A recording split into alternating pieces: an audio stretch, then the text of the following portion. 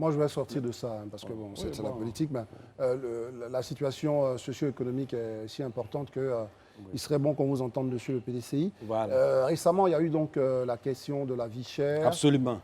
Quelle a été, on va dire, la réaction du PDCI face aux différentes mesures qui ont été adoptées par le gouvernement? Avant même les mesures, le PDCI a réagi. D'accord. Le PDCI a réagi, c'est moi-même qui ai réagi, qui ai estimé que ce n'était pas normal que le gouvernement arrive à ce stade où les Ivoiriens souffrent de nourriture, de pauvreté, etc., et qu'il n'y ait pas de réaction.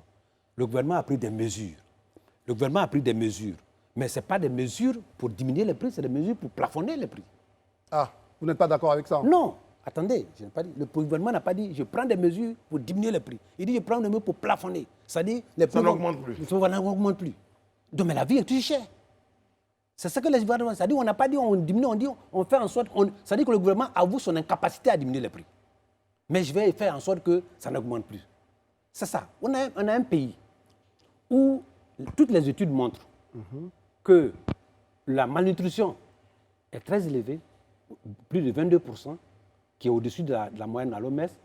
On a un pays où 51% ou plus de femmes enceintes ou en nutrition ont une malnutrition chronique. On a un pays, on a le cadre harmonisé du ministère de l'Agriculture qui vient de démontrer que sur 23 régions enquêtées, il y a 9 régions en insécurité alimentaire. À peu près 12 millions sont concernés par une situation précaire. Ce n'est pas moi qui le dis, c'est les enquêtes du cadre harmonisé d'octobre à ceux qui le font. On est un pays où on a près de 23 millions d'hectares de terres arables, 2 millions d'hectares de terres irriguées, c'est-à-dire l'eau ne manque pas assez bien. 12 millions à 15 millions d'hectares irrigables. Et qu'on souffre de nourriture. Ça, c'est le constat. Quelle est votre solution? Mais la solution, ça fait 20 ans, on n'est pas au pouvoir. 20 ans, rien n'a été fait. Non, je vais vous dire une chose. En matière de maîtrise de l'eau, nous avons mis en place, le président Bédékel avait mis le code de l'eau. On n'a pas sorti un seul décret sortant du code de l'eau. On avait mis le programme d'irrigation. Il y avait 480 barrages de retenue d'eau. Ils sont tous à l'État. On devait les réhabiliter. On a parlé de la crise, mais la crise est passée, ça fait 10 ans. Donc, il faut maîtriser l'eau. Aujourd'hui, il faut un programme d'urgence agricole. Mais il y a le PENIA. Non, je parle d'un programme d'urgence agricole. Urgence pour vous. Un programme urgence. Un programme urgent qui va donner des semences aux producteurs, qui va leur permettre d'avoir de l'irrigation rapide, qui va leur permettre d'avoir des intrants gratuits pour produire en dehors de la zone d'Abidjan qui n'est plus une zone agricole, compte tenu de l'urbanisation. Vous avez vu les nouveaux chiffres du PND et de recensement.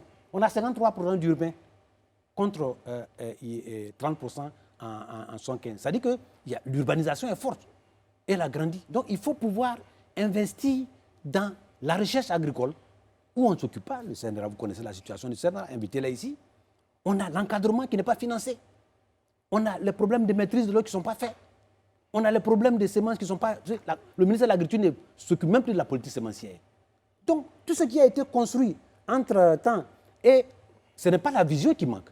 La vision du président Ouattara prévoit tout ça. Mais c'est dans la mise en œuvre où il y a un problème. Parce que j'allais vous poser la question. Tout ce que vous avez décrit ici est très très beau et très élaboré. C'est la vision. Mais pourquoi, selon vous, cela ne se met pas en place? Mais parce qu'on ne s'occupe plus de faire du marketing politique que de la réalité agronomique. L'agriculture n'est pas une priorité pour les gouvernements qui ont suivi que le président Ouattara a mis en place. Voyez-vous, on a moins de 4% de budget qui est dans le secteur agricole. On met même le Covid. On met 1700 milliards pour soutenir les secteurs. Seulement 50 milliards pour le secteur agricole, 2,9%. Parmi les 50 milliards, 22 milliards vont se mettre au vivrier. Vous voyez, sur les 1700 milliards. Donc, qu'est-ce que vous voulez attendre comme résultat? Aujourd'hui, les cadres fuient le ministère de l'Agriculture. Ils fuient. Quand un cadre sort de l'aide, il va à l'ailleurs. Tous les jours, il y a des menaces de grève là-bas. Parce que les gens, un ingénieur agronome, il commence à 200 000 francs CFA, il termine à 30 ans après à 400 500 000 francs CFA de salaire.